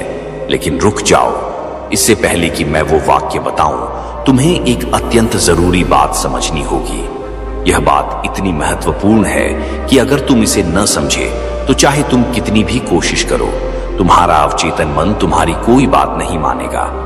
तो सोचो, क्या तुम सच में बदलना चाहते हो? क्या तुम वह सब पाना चाहते हो जो अब तक तुम्हें असंभव लगता था?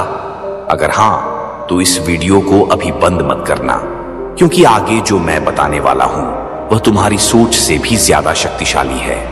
यह वो रहस्य है जिसे सदियों से सबसे सफल, सबसे समृद्ध और प्रभावशाली लोग जानते आए हैं, लेकिन आम लोगों तक यह कभी पहुंचने नहीं दिया गया।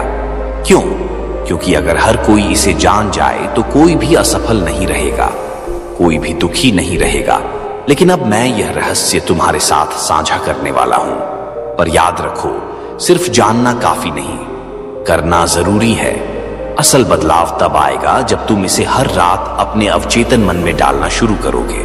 और जब तुम इसे सही तरीके से कर लोगे तो खुद को देखकर चौंक जाओगे, क्योंकि तब तुम सोचोगे, क्या सच में यह सब मेरे साथ हो रहा है? अब इससे पहले कि मैं उन 5 वाक्यों का खुलासा करूं, तुम्हें यह समझना जरूरी है कि अवचेतन मन एक सेवक की तरह काम करता है। लेकिन मालिक कौन होगा, यह तुम तय करोगे। अगर तुम इसे दिशा नहीं दोगे तो यह तुम्हें दिशा देना शुरू कर देगा। और यही गलती ज्यादातर लोग करते हैं। वो अपने अवचेतन मन को बिना कोई आदेश दिए छोड़ देते हैं और फिर हैरान होते हैं कि उनकी जिंदगी बेकाबू क्यों हो रही है। लेकिन अब तुम ऐसा नहीं करोगे, क्योंकि अब तुम्हारे पास वो चाबी है जो ताले भी खोल सकती है और बंद भी। तो अब बिना किसी देरी के तैयार हो जाओ, क्योंकि अब मैं तुम्हें बताने वाला हूं वो 5 शक्तिशाली वाक्य जिन्हें अगर तुम हर रात पूरी निष्ठा और विश्वास से दोहराओ तो तुम्हारा अवचेतन मन एक चमत्कारी चुंबक बन जाएगा। लेकिन एक चेतावनी है, इन्हें कभी हल्के में मत लेना। ये केवल शब्द नहीं है, ये तुम्हारी सोच, तुम्हारी ऊर्जा और तुम्हारी नियति को बदलने की शक्ति है। साथ व्यवहार वैसा ही करना जैसा एक योद्धा अपने अस्त्र के साथ करता है, आदर से, सावधानी से और पूर्ण विश्वास के साथ। अब तुम तैयार हो। अगला भाग तुम्हारे जीवन की दिशा तय कर सकता है। अब सोचो, जिन चीजों के बारे में तुमने सिर्फ सोचा था अब वो हकीकत बनने लगेंगी। लोग तुम्हारी तरफ आकर्षित होने लगेंगे और मौके खुद चलकर तुम्हारे दरवाजे पर दस्तक देंगे। तो अब बिना किसी देरी के आओ सीधे उन 5 बातों पर आते हैं जिन्हें तुम्हें हर रात सोने से पहले अपने अवचेतन मन को दोहरा कर देने हैं। ध्यान रहे, ये सिर्फ शब्द नहीं है, ये हैं माइंड प्रोग्रामिंग के पावरफुल कमांड्स जो अगर सही भावना और विश्वास से बोले जाएं तो तुम्हारी किस्मत पूरी तरह से बदल सकती है। 1, मैं हर दिन अधिक खुशहाल, सफल और शक्तिशाली बन रहा हूं। जब तुम यह वाक्य बोलते हो तुम्हारा अवचेतन मन इसे सच मानने लगता है, क्योंकि अवचेतन मन तर्क नहीं करता, वो बस तुम्हारे द्वारा दिए गए निर्देशों को फॉलो करता है। अगर तुम इसे लगातार बोलोगे तो ये तुम्हारे आसपास ऐसे हालात पैदा करेगा जिनसे यह वाक्य हकीकत बन जाएगा। मौके मिलने लगेंगे, किस्मत बदलने लगेगी। लेकिन शर्त एक ही है, इसे महसूस करो। 2, मेरे अंदर असीम ऊर्जा है और मैं हर चुनौती को सहजता से पार कर सकता हूं। यह वाक्य तुम्हारे अंदर छिपी असीम शक्ति को जगा देगा। लोग अक्सर सोचते हैं कि वो कमजोर हैं, पर हकीकत यह है कि उनके अंदर एक इन्फिनिट पावर है। जब तुम यह वाक्य रोज रात बोलोगे तो धीरे धीरे तुम्हारा आत्मविश्वास बढ़ने लगेगा। तुम्हारी बॉडी लैंग्वेज, तुम्हारी सोच सब बदल जाएगी और लोग कहेंगे इसमें कुछ खास बात है। 3, पैसा, सफलता और खुशियां मेरी ओर चुंबक की तरह खींच रही है। ये सुनने में भले साधारण लगे, पर इसका असर जबरदस्त है। जब तुम इसे अपने अवचेतन मन में डालते हो तो एक मैग्नेटिक फोर्स तैयार होती है जो मौके, कनेक्शन और संसाधनों को तुम्हारी तरफ खींचने लगती है। तुम्हारे अंदर से अभाव, डर और असफलता की भावना खत्म हो जाएगी और तुम एक नए विश्वास के साथ जीने लगोगे कि दुनिया तुम्हारे पक्ष में है। 4, मैं हर दिन पहले से ज्यादा आत्मविश्वास से भर रहा हूं और लोग मेरी इज्जत कर रहे हैं। क्या तुमने देखा है कि कुछ लोग किसी भी माहौल में जाते ही सबका ध्यान अपनी तरफ खींच लेते हैं? क्यों? क्योंकि उनके अवचेतन मन में यह गहराई से बैठा होता है कि वो कॉन्फिडेंट और चार्मिंग है। अब यही कमांड तुम जब अपने अवचेतन को दोगे तो तुम्हारा पूरा व्यक्तित्व बदलने लगेगा। लोग तुम्हारी बात सुनेंगे, तुम्हें गंभीरता से लेंगे और तुम खुद को औरों से अलग महसूस करोगे। 5, मैं ब्रह्मांड पर पूरी तरह भरोसा करता हूं और हर चीज मेरे पक्ष में हो रही है। यह वाक्य जितना सरल उतना ही गहरा है। लोग इसीलिए परेशान रहते हैं क्योंकि वो हर चीज को कंट्रोल करना चाहते हैं। लेकिन जब तुम खुद को यूनिवर्स के बहाव में छोड़ देते हो तब चीजें अपने आप आसान होने लगती हैं। तुम सही वक्त पर सही जगह पहुंचने लगोगे और जीवन में सब कुछ सहजता से घटित होने लगेगा। अब सवाल यह है, इन 5 वाक्यों को कितने समय तक दोहराना है? तो सुनो, अगर तुम इन्हें सिर्फ 1 से 2 रात बोलकर भूल गए तो कुछ नहीं बदलेगा। असल जादू तब शुरू होगा जब तुम इन्हें लगातार 21 दिनों तक दोहराओगे। क्यों 21 दिन? क्योंकि मनोविज्ञान कहता है कि नई आदत को दिमाग में सेट करने के लिए कम से कम 21 दिन लगते हैं। जब तुम इन्हें रोजाना भावनाओं और विश्वास के साथ बोलोगे तो यह वाक्य तुम्हारे अवचेतन में ऐसे इंस्टॉल हो जाएंगे जैसे कोई सॉफ्टवेयर कंप्यूटर में। लेकिन सिर्फ दोहराने से नहीं होगा, तुम्हें इसे फील करना होगा। आंखें बंद करो, खुद को वैसा बनता हुआ देखो जैसा तुम बनना चाहते हो। खुद को सफलता, आत्मविश्वास और आनंद से भरा हुआ महसूस करो। अब जानो एक और रहस्य, सोने से पहले और उठते ही हमारा दिमाग एक खास थीटा स्टेट में होता है। इस स्थिति में दिमाग किसी भी विश्वास को आसानी से स्वीकार कर लेता है। तो यह 5 वाक्य सोने से ठीक पहले और सुबह उठते ही बोलना सबसे अधिक प्रभावी रहेगा। अब सोचो, अगर तुम सिर्फ 21 दिन इस अभ्यास को ईमानदारी से कर लो तो क्या होगा? तुम्हारे सोचने का तरीका बदलेगा, तुम्हारी ऊर्जा बदल जाएगी, तुम्हारा आत्मविश्वास और आकर्षण सब कुछ बदलने लगेगा। लेकिन अब सुनो, एक बहुत बड़ा जाल, ट्रैप है जिसमें ज्यादातर लोग फंस जाते हैं। और अगर तुमने भी ये गलती कर दी तो चाहे तुम 100 दिन यह अभ्यास करो, कोई परिणाम नहीं मिलेगा।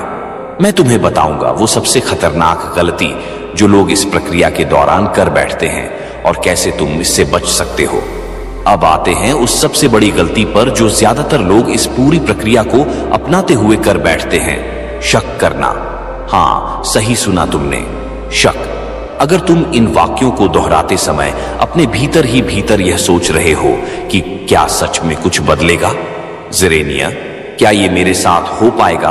या कहीं मैं खुद को बेवकूफ तो नहीं बना रहा? स्विंगल, तो यकीन मानो तुमने उसी पल अपना जादू खत्म कर दिया।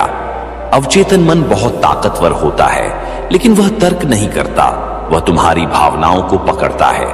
अगर तुमने शब्द बोले लेकिन भावनाओं में शक था तो वह उस शक को सच मान लेता है। यह ठीक वैसा है जैसे किसी बीज को जमीन में बोकर हर दिन जाकर उसे खोदकर देखना कि वह उगा या नहीं। ऐसा करने से बीज कभी अंकुरित नहीं होगा। वैसे ही यह माइंड प्रोग्रामिंग भी तभी काम करेगी जब तुम उसे पूरा विश्वास देकर करो और छोड़ दो की भावना से अपनाओगे। अब सवाल उठता है, क्या सिर्फ 5 वाक्य बोलना ही काफी है? अगर तुम वाकई में अपनी जिंदगी को पूरी तरह बदलना चाहते हो तो 2 और बातें हैं जिन्हें तुम्हें रोज करना होगा। पहली चीज, विजुअलाइजेशन, दृश्य कल्पना। जब भी तुम ये वाक्य बोलो, अपनी आंखें बंद करो और अपने सपनों की जिंदगी को जीते हुए देखो। अगर तुम सफल बनना चाहते हो तो खुद को सफलता की ऊंचाइयों पर देखो। अगर आत्मविश्वास बढ़ाना चाहते हो तो खुद को स्टेज पर बोलते हुए देखो। अगर प्यार और रिश्ते सुधारना चाहते हो तो अपने मनचाहे इंसान के साथ खुशहाल समय बिताते हुए देखो, क्योंकि अवचेतन मन शब्दों से ज्यादा तस्वीरों पर भरोसा करता है। दूसरी चीज, इमोशंस, भावनाएं। अगर तुम इन वाक्यों को बस रटोगे तो कोई फायदा नहीं होगा। इन्हें पूरी भावना के साथ महसूस करना होगा। जब तुम कहते हो मैं हर दिन ज्यादा सफल हो रहा हूं, तो ऐसा बोलो जैसे अभी अभी तुम्हें एक बड़ी जीत मिली हो। जब कहते हो पैसा और सफलता मेरी तरफ खींच रही है, तो अपने अंदर वह उत्साह महसूस करो जैसे अभी तुम्हें कोई बड़ा ऑफर मिला हो।